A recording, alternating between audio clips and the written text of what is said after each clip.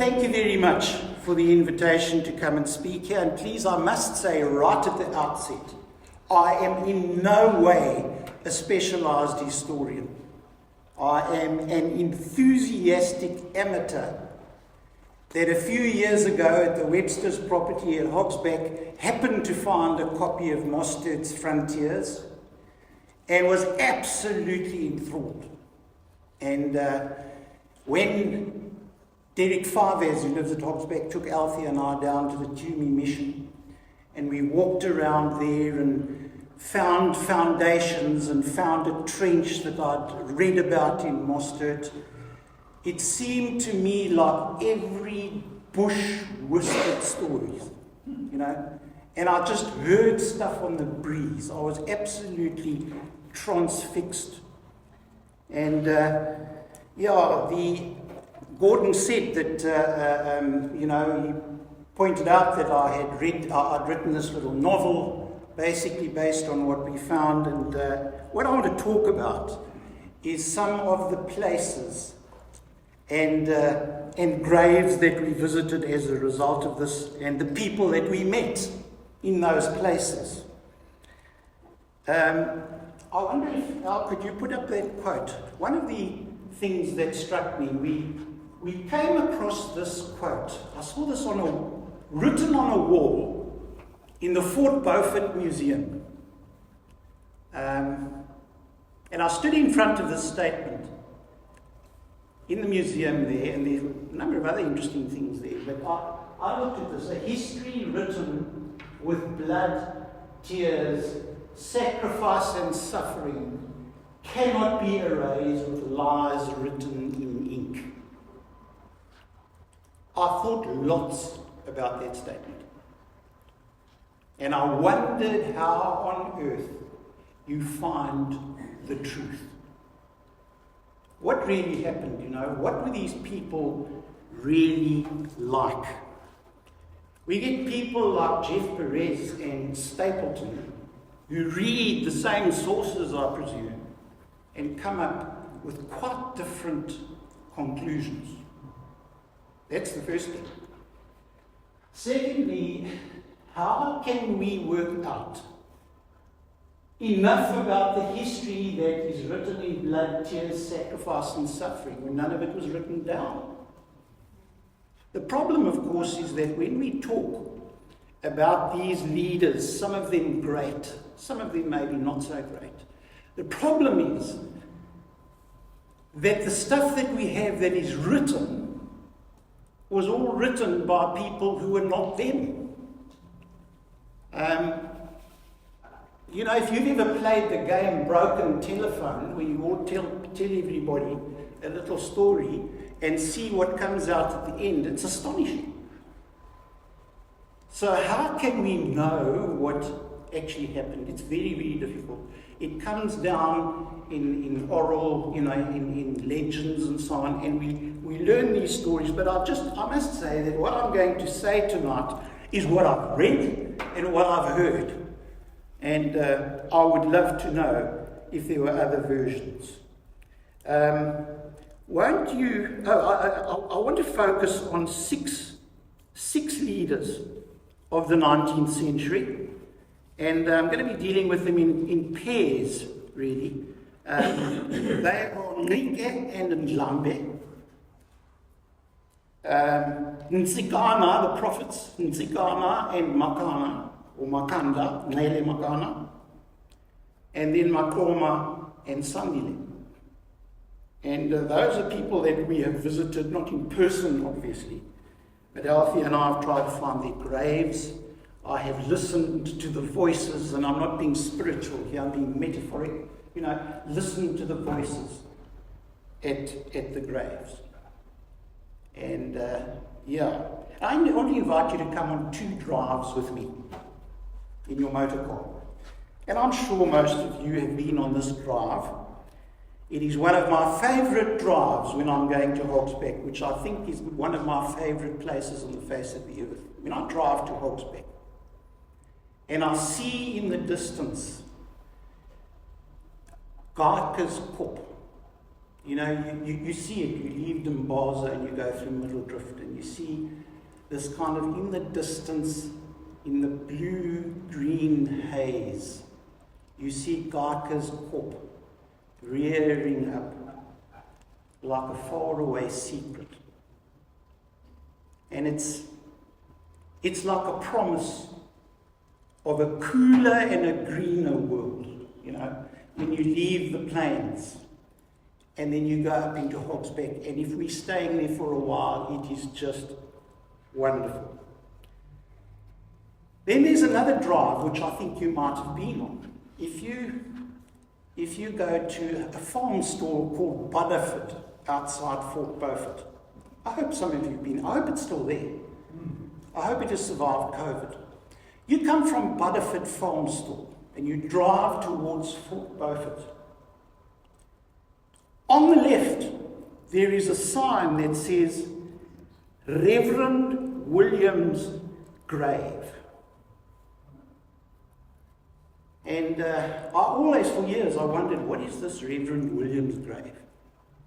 And I've learned a little bit about it now. I'm sorry to say that Althea and I tried to find Reverend William's grave and we didn't. But it's there. I've spoken to lots of people who've been there. There's plenty of photographs of it on the internet. And Reverend Williams, Joseph Williams, was the first missionary. He was from Scotland. He was the first missionary who managed to get into that area. He was allowed to go there by Lord Charles Somerset, who didn't think much of him, called him timid and uneducated. And there is a link, you see, between Joseph Williams and Ngqika's Kop. And it's not actually Ngqika's Kop, by the way. The man's name was Ngqika. It's called Ngqika's Kop because the English couldn't say Ngqika. But there's a link between Ngqika's Kop or Ngqika's Kop and Reverend Williams, because I suspect that much of what we know about Ngqika we might not have known if it wasn't for Joseph Williams. He arrived there in 1816. He managed to persuade Ngqika to allow him to come and set up a station there near the Budderford farm store. He lived there for only a little over 2.5 years before he died. And he died, I think, mainly from stress and overwork, and I don't know what else. But in that time, what Joseph Williams achieved was that he managed to make a good impression, it would appear, on the locals, on the Xhosa people, and also it seems he made contact with a man named Ntsikana, and a little bit more about him just now. So if we talk a little bit about Ngqika, we managed, Althea and I found Ngqika's grave. And I'm afraid there's no photograph of Ngqika. It was too long ago. Somebody tried to make a bit of a picture of him. I think it's pretty awful. But it's all I've got about Ngqika when it comes to pictures. And but we found Ngqika's grave. And I was quite taken by Ngqika's grave. It is at a place, I think it's called Burns Hill. It's a little beyond Fort Cox. And that is Ngqika's grave. It's inside there, and we were locked out, unfortunately. But I loved the whole feeling there. And I loved it that while we were standing there outside Ngqika's grave, and that is inside, and I'm not going to read all that. It's basically a bit about Ngqika's history. While we were standing there, a scrub hare jumped out, just close by. And the scrub hare came and it ran around me. Althea had our dog, and our dog wanted to go after it. I just loved it. That I think this was a contact. I'm sure there were scrub hares there when Ngqika was a child. And I loved it that this hare came and jumped out and ran around. So there's a lovely setting there. And I stood outside there just thinking about this man and what I knew about him. And there are a couple of things that came to mind. The first one was his contact with Joseph Williams. Now, Joseph Williams arrived there, and he immediately found himself in this pressurized sandwich that all missionaries on the frontier found themselves. He was crushed between Lord Charles Somerset, who wanted him to be a spy, and the locals, and the local chief particularly, who was suspicious of him and wanted him as to be on their side. And one of the things that Joseph Williams was pressured to do was to arrange a meeting between Lord Charles Somerset, who was the governor of the Cape, in Cape Town, and the locals. Now, what Lord Charles Somerset insisted on doing, I don't know whose advice he got, or whether Williams was involved in giving him the advice. But Lord Charles Somerset eventually met, for the first time, this great governor who came with a huge train of soldiers and people to come and meet with Ngqika. And he chose Ngqika to be the representative of all the Xhosa people, which he wasn't.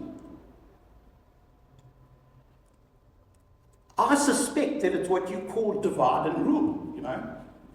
Ngqika was the guy now who must stand for all the Xhosa people. Where there were other people, there was a guy called Ndlambe. Those of you who know the history will know that Ngqika, there's no way that he was qualified to represent everybody, but that's the way Lord Charles Somerset forced it.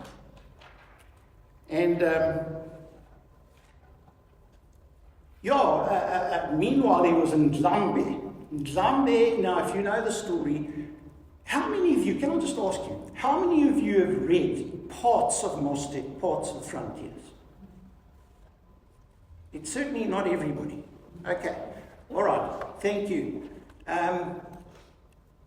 When Ngqika was a child, he was the person who was to become the chief of the Chakhabe branch of the Xhosa, but he was too young because his father died, and so he had an uncle became the regent. So Ndlambe was in charge of Ngqika until Ngqika basically was circumcised and he was ready now to become chief. Meanwhile, there had been some tension between Ngqika and Ndlambe wanted to take over. And Ngqika managed, with the help of his friends, to actually overthrow Ndlambe and basically took over. And that tension between Ngqika and Ndlambe lasted for years. It was, Ngqika became, I think, seen as something of a sellout and allied with the colonial authorities. Ndlambe was a traditionalist. I've read them refer to him sometimes as like the father of African nationalism. This guy remained true to the traditional ideas. And Ngqika got a bit pally with the whites and got their help and so on, and so there was this great tension all the time, this stress that was going on. And that was one of the things that I thought about when I stood there at Ngqika's grave, was this tension going on in their society. The second thing I thought about was the beautiful Tutula. Who has heard of the beautiful Tutula? Come on, be honest. Yeah. The beautiful Tutula, the story goes, and it's a good story. It must be true. That the beautiful Tutula, who became known as the most beautiful woman in the whole of Xhosa land, was one day out with her friends, and so there were these young maidens out in the bush collecting wood. And suddenly they noticed a hunting dog came and it ran down the stream. And they all looked at this hunting dog, and following the hunting dog was, would you like to guess? A handsome young warrior. And the handsome young warrior was Ngqika. Tutula, who was full of nonsense with all her friends, got them all together and coquettishly asked this young warrior, who would he choose of the young maidens? Guess who he chose? None other than the beautiful Tutula. Well, years went by, and something rather unfortunate happened as far as Ndlambe was, as far as Ngqika was concerned, I suppose. In that Ndlambe, his uncle, eventually took as a wife the young Tutula. And the story is that when there was further tension between the two, Ngqika managed to abduct the young Tutula. I suspect that she was somehow involved, and anyway, he stole Tutula away from Ndlambe. It was something that apparently the Xhosas, many of them, never forgave him. What he had done was very bad. It was incest, and Ndlambe was his uncle, and so on. But Tutula remained with Ngqika. And those were some of the reasons why one of the greatest battles ever fought among the Xhosa people was eventually fought between Ndlambe and Ngqika. And that battle was called the Battle of Amathole, which took place on the plains somewhere below Ngqika and Ndlambe. I hope you know what Ngqika and Ndlambe is. There it is. Thank you, Doctor. When you drive to Hogsback, you should see Ngqika and Ndlambe on the right there somewhere. And there was this big battle between Ndlambe and Ngqika. And that battle was very much won by Ndlambe. He didn't get the Tutula back, but anyway, the battle was won. And then there was another battle quite soon after that, a very major battle. The Battle of Grahamstown, referred to by the Xhosa as Egazini, in 1819, when Ndlambe, with the great support of the prophet Makana, attacked Grahamstown. Ngqika wasn't involved in that battle, and it was, as you probably know, a disaster. Who knows what our history would have been had that battle not taken place. Makana, of course, I'm sure you know the story, assured the Xhosa that they would be protected from the bullets and so on, and they were gunned down. And a very, very sad occasion, actually. And and basically Tutula and the tension as to who was in charge and who had the most cattle and so on, basically were parts of the causes of all these things. I wanted to tell you, I'm sorry I skipped this. Chris Mann, who was a writer, wrote a play called Tutula, Heart of the Labyrinth. And that play, which was about the story of Tutula and Ngqika, was performed at the festival in Grahamstown in 2003. And there's quite a nice story around that. The royal house of, I think it would have been I suspect it would have been some Sandile's people, but it would have been parts of the Khabe Xhosa people, got to know about this play, and they were horrified. And there were a number of articles appeared in the Herald and other newspapers, letters to the press and all sorts of things, about how could we have, here we have a situation of some white writer hijacking this Xhosa story, and goodness knows what they were going to make of it. So Chris Mann managed to get hold of the Xhosa Royal House, and what they arranged was that a number of Xhosa academics would come and they would view the dress rehearsal for the play, which they did, and they were favourably impressed, and they then invited the royal household, and they came and they in fact attended the opening night of Tutula, Heart of the Labyrinth. And it went apparently very, very well. I never saw it. Did anybody? Anybody? Please a comment. Memory. Oh, long time. Can you remember anything? Right. Okay. Tutula, Heart of the Labyrinth.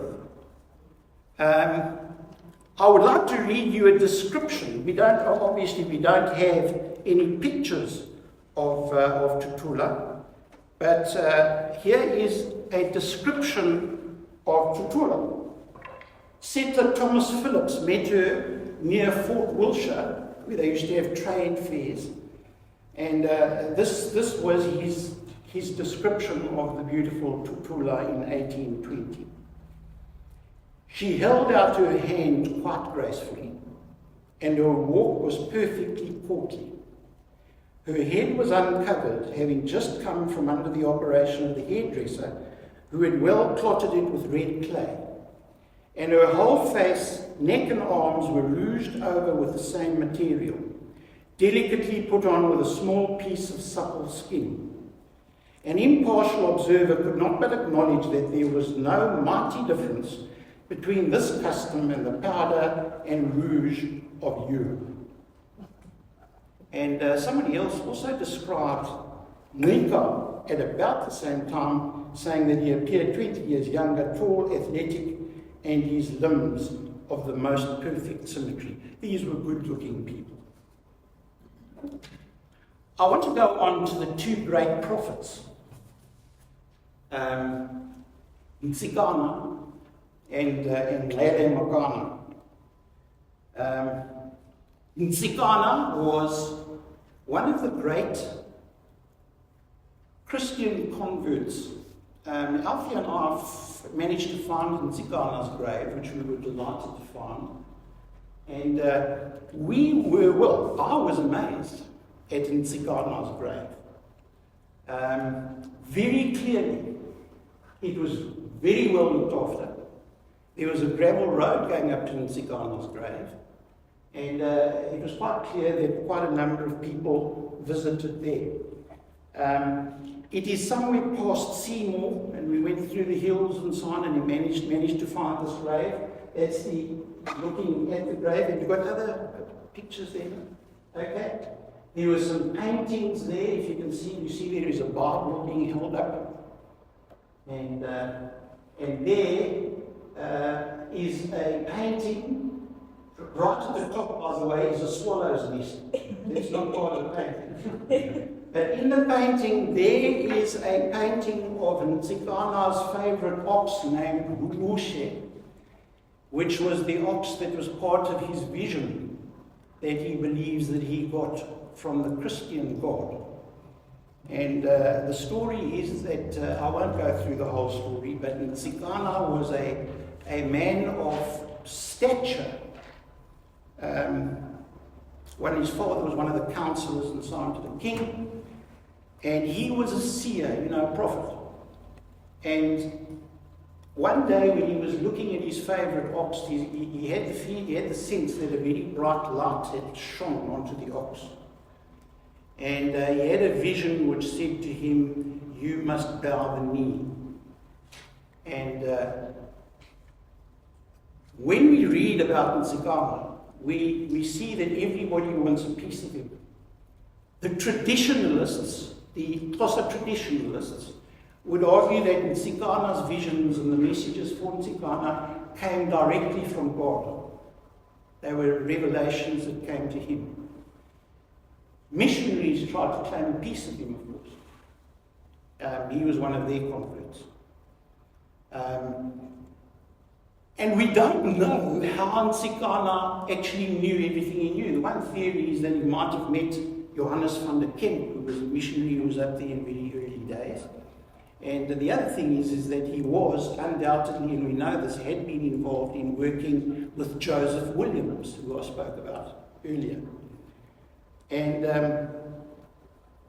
Ntsikana had considerable influence on the Xhosa people. One of the things he did was that he composed hymns.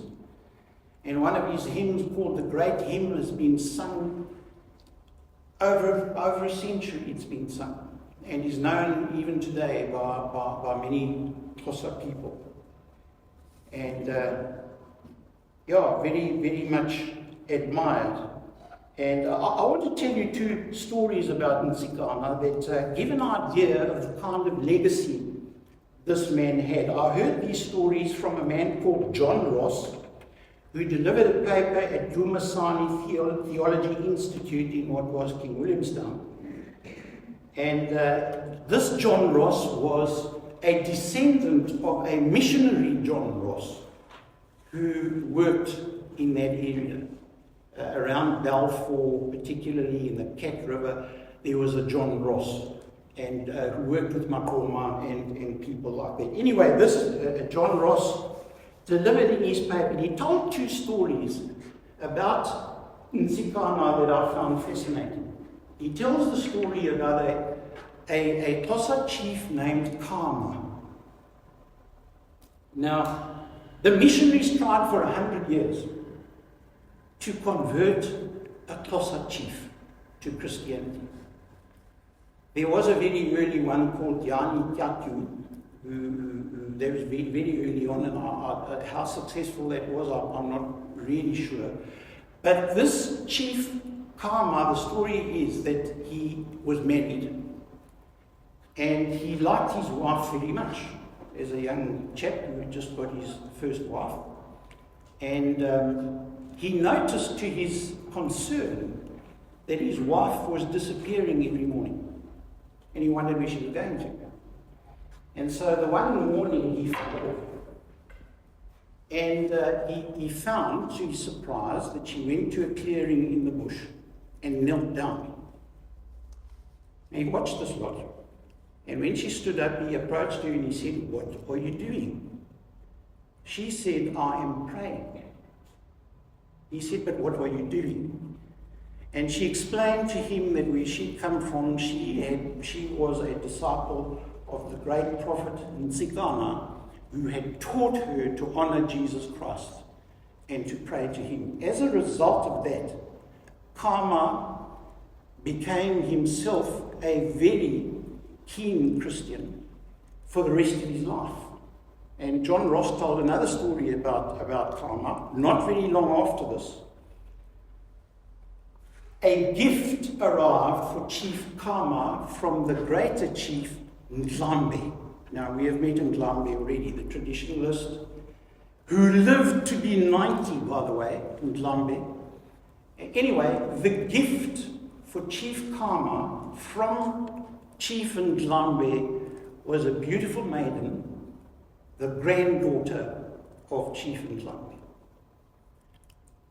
And Kama was in a dilemma because he was of the opinion now that he is a Christian, he cannot have more than one wife. And he said to his counselors, "Look, I can't take another wife." And there was great conflict, and eventually they decided, they came to a compromise that they would take advice from Maqoma, who was, by the way, the half-brother of Kama's wife. And Maqoma came, and Maqoma's advice eventually was, he said to them something like this. He said, "Listen, we are already fighting with the white men. do we really have to also fight with this God? Let's not fight with this God. And so they accepted that advice. And Khama had for the rest of his life one wife. The other thing that I would add to that is that he was very, very sensible with his people when the scourge of the cattle killing came over the district. And there were many people, no doubt, that owed their lives to Chief Khama, who opposed as much as he possibly could the cattle killing. And I rather liked what is on Khama's gravestone, which is in Middle Drift, by the way. Khama eventually moved to Middle Drift. I did not find this gravestone, but it said the following: a noble man, a just governor, and a faithful Christian. That was Ntsikana's legacy. And then we have Makana. Makana. Nele, by the way, means left-handed.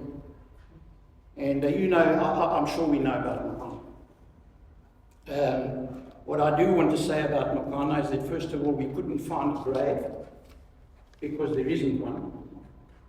And perhaps that's kind of appropriate, actually.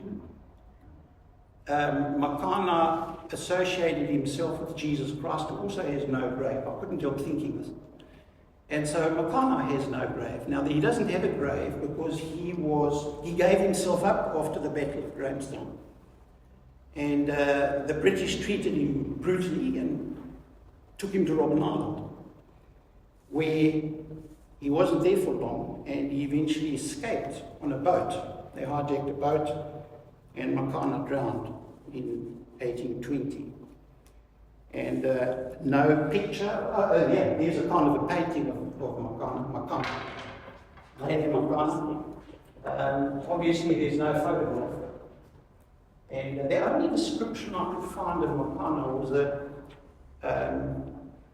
somebody who visited him on Robben Island. I would guess it was some sort of church person or something. And he described Makana as being, first of all, he said that he had a tattoo of a cross just below his left breast.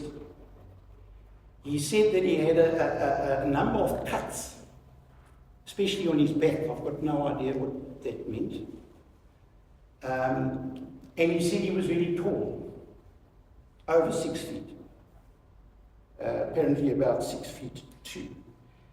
And that was Makana. Now, what was very significant about Makana, and I've always wondered, why is it that they have renamed Grahamstown after Makana?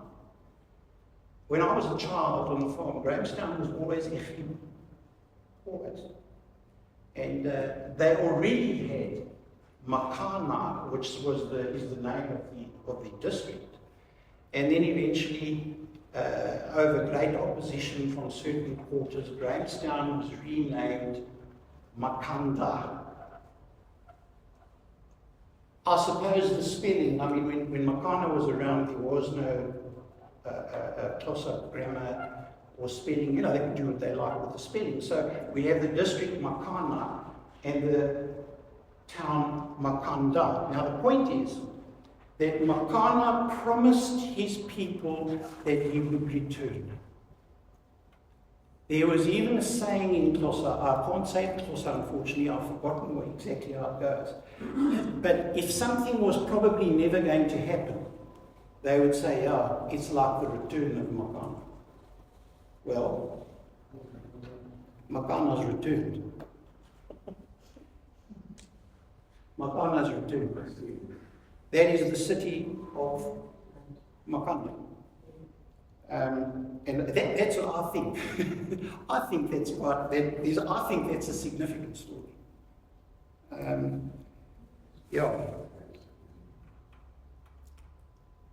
Then let's go to the other two, Maqoma and Sandile. Maqoma, one of the great men of the 19th century. And we have a picture, that is Maqoma, probably taken on Gordon Campbell. when I look at the way that Maqoma was treated, I feel very, very ashamed. Sometimes I feel quite tearful for the guy. This was everything that I've ever read about Maqoma shows respect. This was a man who was courageous, he was intelligent, and he was a great military leader. Military sources saw him as fearsome. He was exiled to Port Elizabeth for a while to get him out of the way. He was then sent twice to Robben Island. The first time for 12 years, from 1857 to 1869. He then returned. They then allowed him to come back. And within a short time, he had gone back to the Cat River where he dreamt that he wanted to farm, and they took him and they put him on Robben Island again. The military were afraid of him, actually. He perfected, or he used to great effect, guerrilla tactics, particularly in the 8th Xhosa War, which started on Christmas Day 1850. And Maqoma, in fact, was a great problem for Governor Harry Smith, to the extent that Harry Smith was eventually sent back to England and replaced, I think, by Cathcart. Yeah, that was Maqoma. For missionaries, Maqoma was a great frustration because they always hoped they could convert him, and the Maqoma played them politically, very astutely. And John Ross, who I've already mentioned, was very much involved with Makana with Maqoma, and another chap called Kaiser, and many, many others. Xhosa oral sources present Maqoma as a kind of legend. Maqoma had a bull, a favorite bull called Jingli, that he was given when he was circumcised. And his people, when they greeted him, would shout to him, the Amajingli, they were called the Amajingli, those men who followed him during his circumcision days. And they were called the Amajingli. And I'm sorry, Al, that quote that I had with the yeah, you can't go back. Yeah, there was that quote. I want to read it to you again. History written with blood, tears, sacrifice and suffering cannot be crossed, erased with lies written in ink. Jongum Sobomvu. Jongum Sobomvu was the praise name for Maqoma. Jongum Sobomvu means to watch the sunrise. And Maqoma loved to watch the sunrise. And greatly, greatly revered. And when he was taken back to Robben Island the second time, in 1871 he went with nobody. The first time he went with his favourite wife called Kati and a number of followers, and until he was released. When they sent him back to Robben Island, they sent him alone. He was left in isolation and eventually died alone. There was one Anglican priest who claimed to have been with him when he died, and his comment was that he cried bitterly as he died. And I feel quite tearful when I read these things about Maqoma. It is a disgrace that a man of that stature was treated in that way. The interesting thing is that's not the end of the story of Maqoma. Because over 100 years later, there was a very strange event around Maqoma. Can you go to the grave?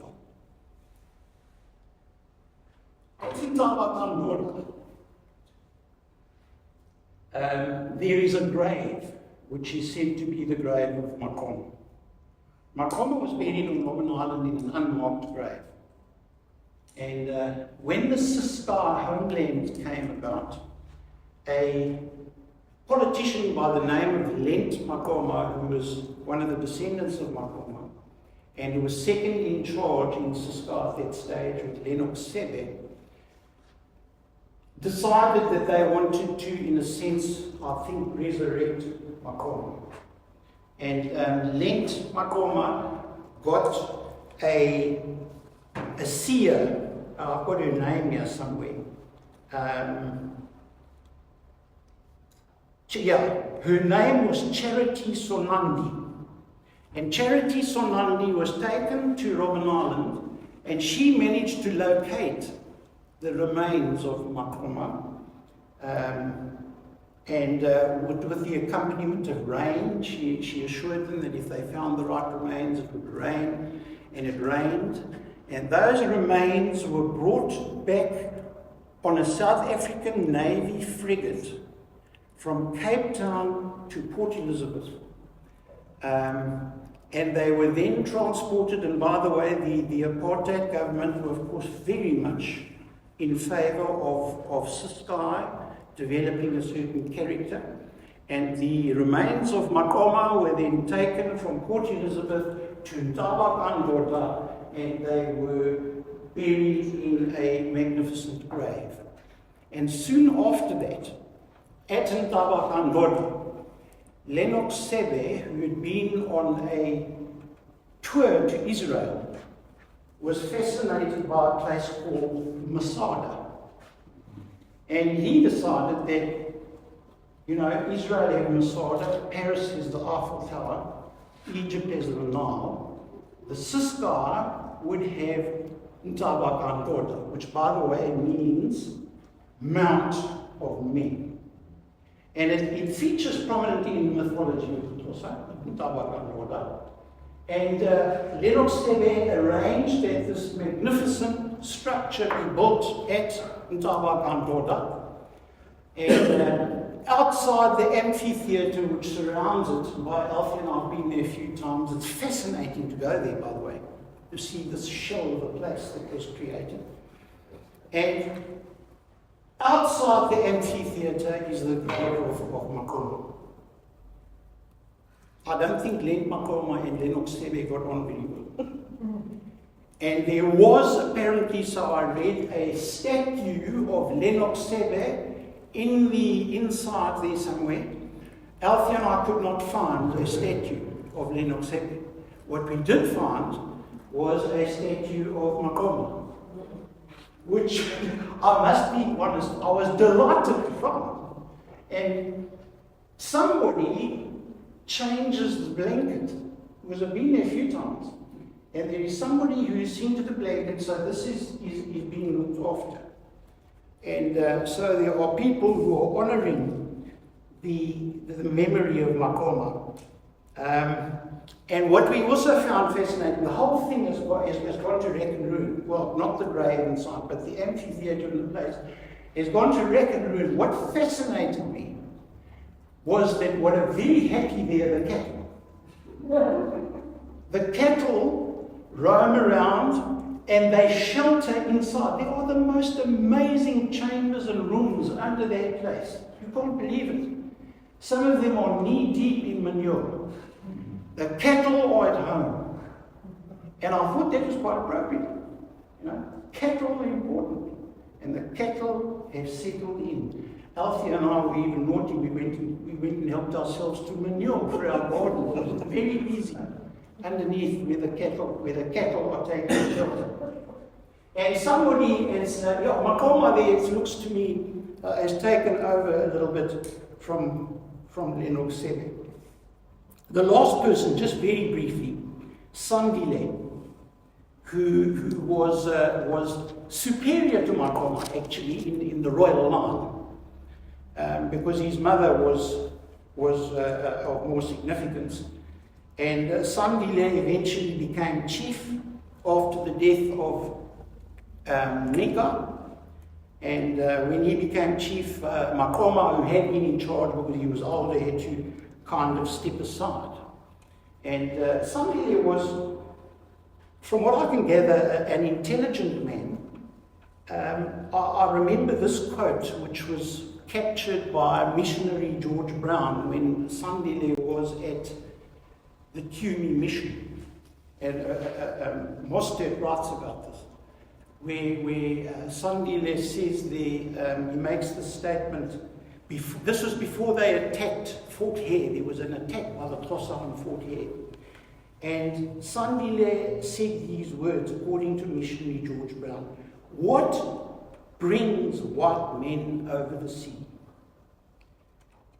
Has God not put it between us and them?"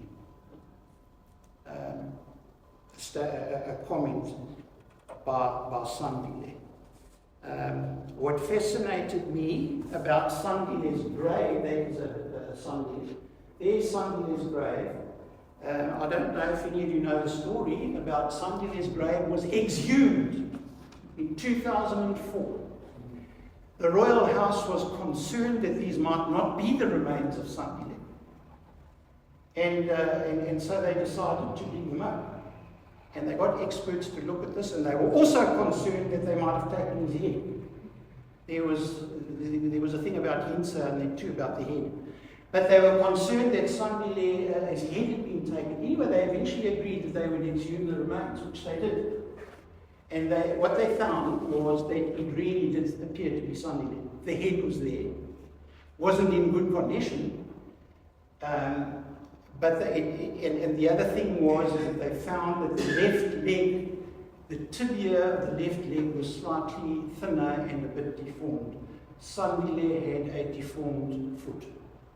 And so they were satisfied that the remains in that grave were the remains of Sandile.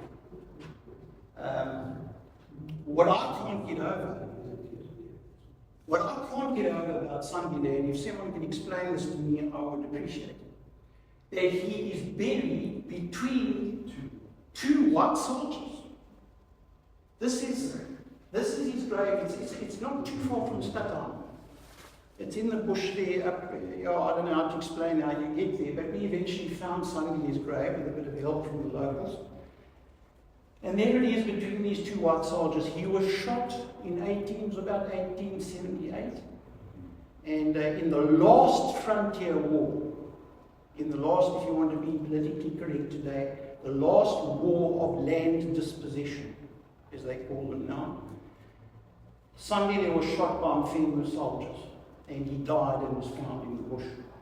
And they gave him a good burial with the gun salute and so on and so forth. And that is his grave, but for the life of me, I do not know why he is buried between those two soldiers. Does anyone know? And remember, they exhumed the remains and they returned them to where they were. I can only guess. Yes. That the thing goes through refueling, Yeah. and perhaps the two white soldiers carried his body with respect out of that area. Just a thought. Yeah.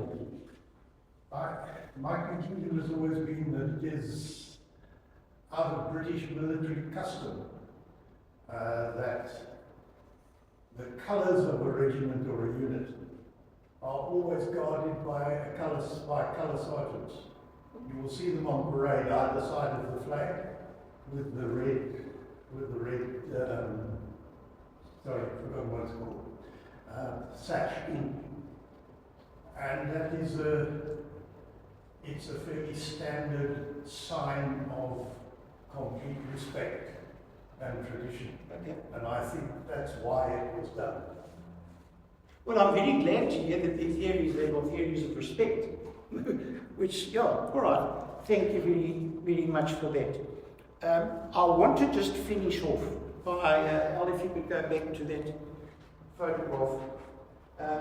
This photograph here was of the graveyard of missionaries of the Tumi mission down below Hogsbeck. And we went there with Derek Fathers, and I was delighted. We went into this place, and well, as you can see, it's overgrown, but there was something that kind of delighted me.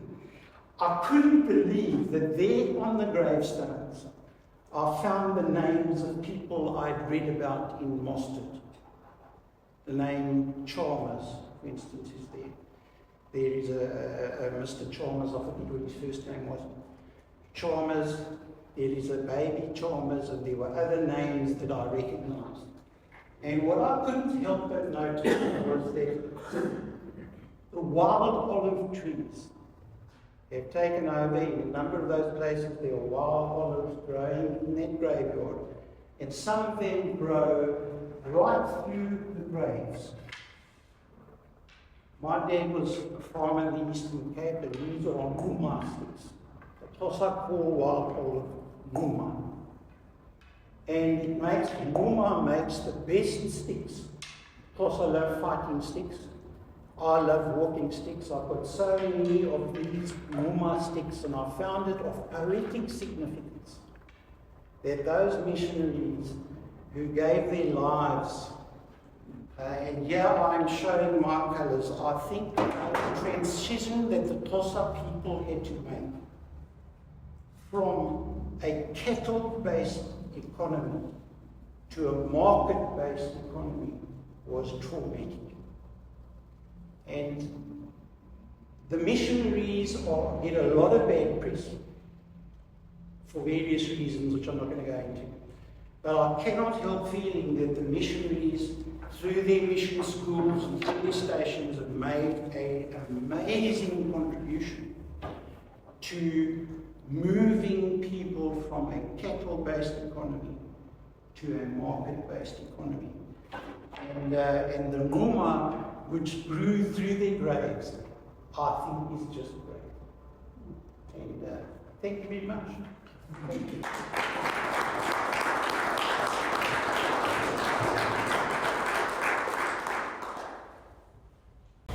Are there any questions? Questions or comments for Russel?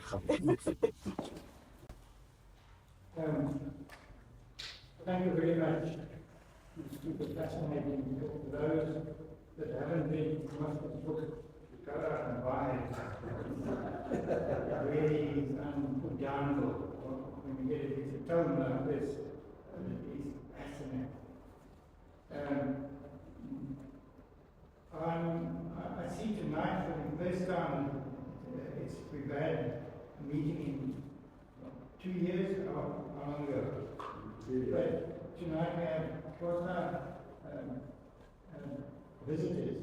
I don't know if you're members of the society. And I don't want to put people on the spot, but I'm really interested in it. I appreciate what you were saying here, but I just wanted to use this occasion if I attended a Xhosa meeting, there were only 3 monkeys there. To ask to stand up would be challenging this. I don't know if any of you have a comment to make here. I'm a little bit out of order here, I understand, because I'm pursuing something different. But thank you very much for your anecdotes. My name is Ngqika. I drive my mom here.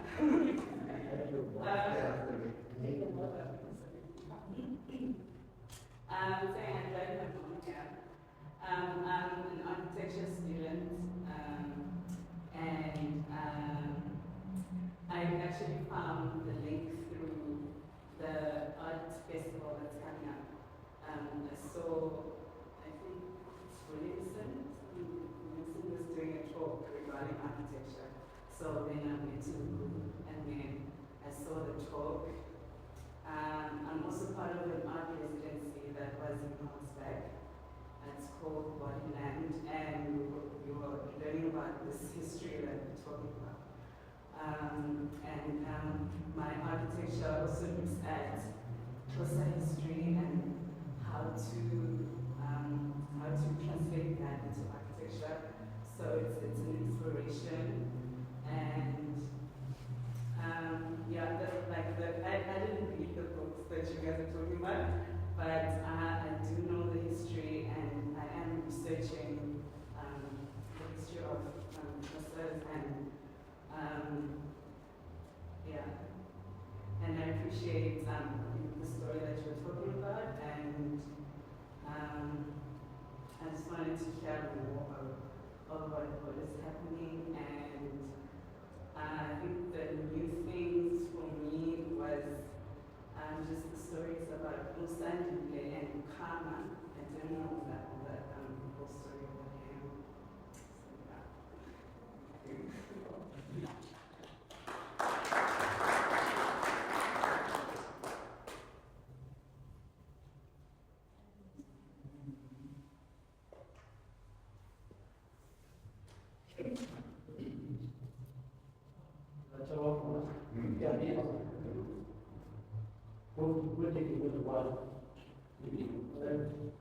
My name is Chief Ntsikana. I'm from the Reverend house under Principal Leader Queen Atlantic North Foster from the same community, I think the Lord, I think many people they call them Bushmen. Is Amathole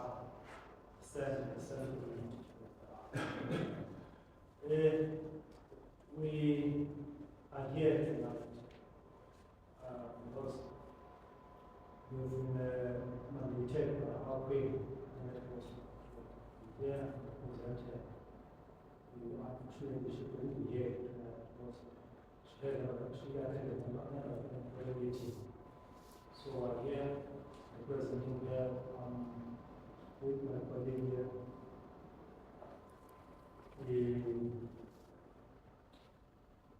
He's also a chief. His name is the Chief Hutchison. He's from US, and I'm from Bled, just Hutchison, talk to him. We are so thrilled. This is amazing that we are here tonight and listen to this great story from this man. We truly appreciate being here. So I'm just speechless. I don't know how to express myself, but we are thankful. We thank God to give us this opportunity to be here tonight, and also thank the museum to invite us to have this occasion. Thanks so much. One of the questions, I'm just excited. Thanks so much.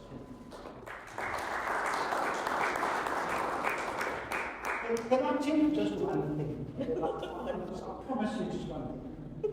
You know that this, you're talking about the sand. This is not about sand, but koi.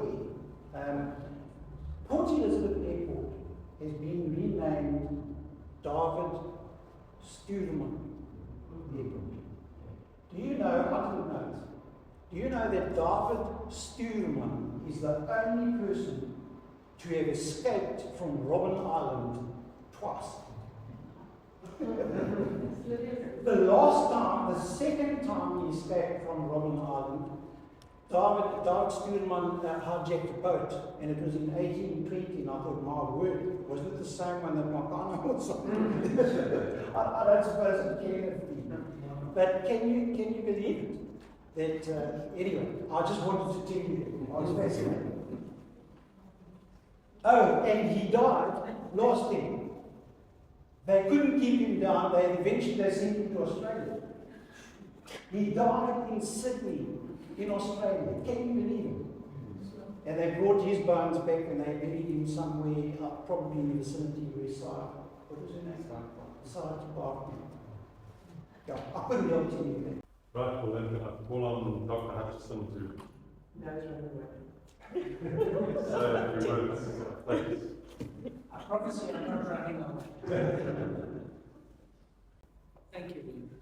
It is my privilege to thank Russell for really stimulating and interesting talk.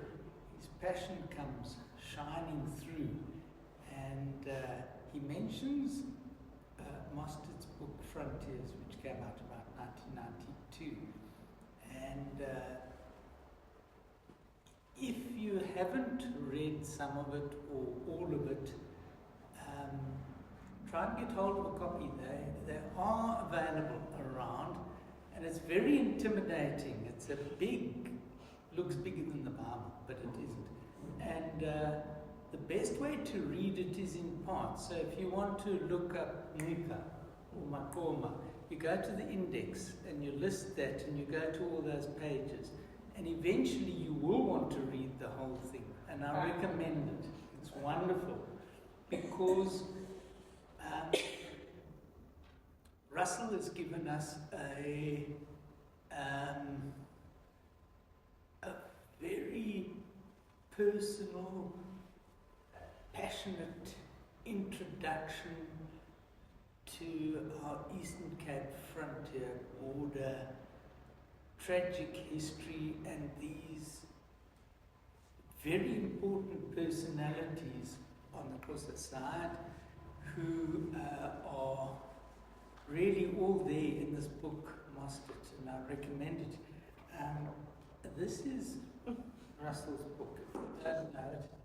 I've just been given a copy now, so I haven't read it yet, Russell, but I really look forward to it. But I want to thank you very much again for giving us. This is a special talk. It's our first time really that we're getting together as a society after 2 years of lockdown. So thank you very much, Russell.